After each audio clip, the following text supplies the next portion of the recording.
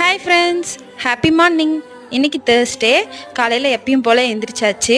2 நாளாக வீட்டிலே இல்லை, வெளியில் போயிருந்ததுனால இன்றைக்கி தான் வீட்டில் இருக்கோன்ட்டுன்னு எல்லா வேலையும் பொறுமையாக செய்யலான்னு ஸ்டார்ட் பண்ணிட்டேன். ஏதோ 2 நாள் ஆஃபீஸ்க்கு லீவ் போட்டு 3ஆவது நாள் ஆஃபீஸ்க்கு வந்த மாதிரி இருக்குது. எல்லா வேலையும் அப்படியே கடந்தது.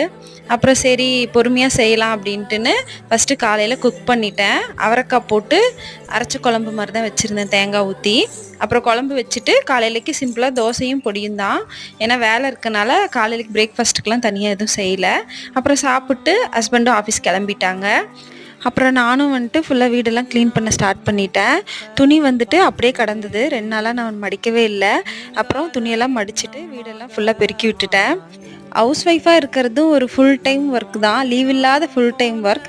நான் வந்து ஹவுஸ் ஒய்ஃபாக இருக்கிறதுல ரொம்ப சந்தோஷம் தான் படுறேன்.